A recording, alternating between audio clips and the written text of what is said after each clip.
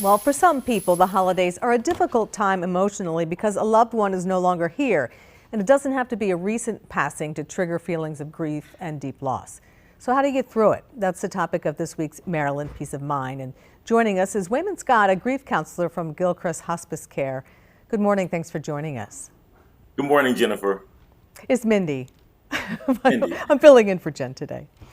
Well, Good morning. For many people, and I'm speaking from experience here, this year may be the first where they're celebrating the holidays without that loved one. So how do you get through it? You know, it's one of the most painful things to lose a loved one. And the holidays, it's a particularly difficult time. First of all, you want to keep your expectations realistic as possible and acknowledge, yes, this year is going to be different. And sometimes you have to ask yourself key questions.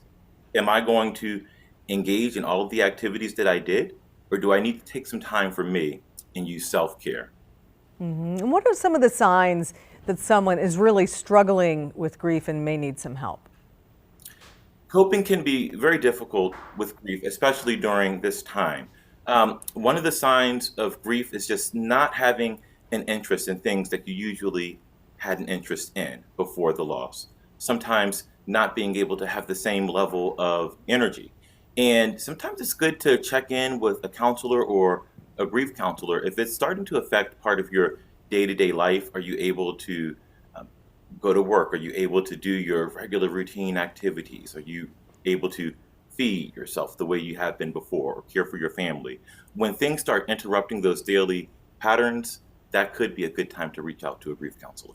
And sometimes the loss is not recent, but you never know when it's going to creep up on you, right? There's no timeline for grief. So it's okay if this loss happened a while ago, but you're still feeling it over the holidays. Absolutely. Nothing is set in stone. There's not a set time because everybody's different, right?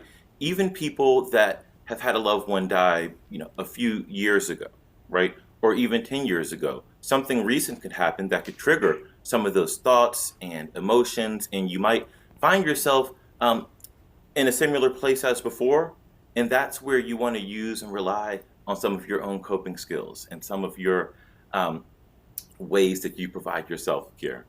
Speaking of coping skills, so how can someone move forward who is just overwhelmed with a sudden loss, for example? What do they do? How do they move forward? It's good to find things that are supportive for you. Some people enjoy nature. They like going on walks. In Baltimore here, we have this park system. Some people engage in the creative arts, like Baltimore Clayworks or the Baltimore Creative Alliance, right? There's always tools out there.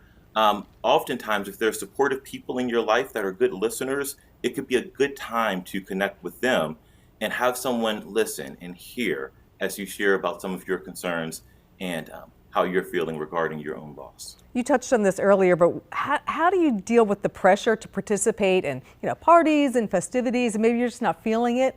So how do you handle that? I often invite people to think of a plan, right? So you want to plan ahead. So maybe you might not want to have a 3 or 4 hour Christmas party or be there for the whole New Year's. So if you can arrange a setup where if you or your partner are going to a gathering, maybe you have your own transportation to leave a little bit early if you need to. And maybe you can tell your friend or the person hosting that gathering, look, I'm not up to it this year. Right. But I think at some later point we can get together. Right. But you really want to listen to your own feelings, listen to yourself. I remind my clients that you're the number one expert on you. So you have a pulse really on what's going on inside. If it's something that you're ready to do, you're going to be the one that can best judge that. All right, Wayman Scott, thank you so much for joining us with that great information. Appreciate it. Thank you so much.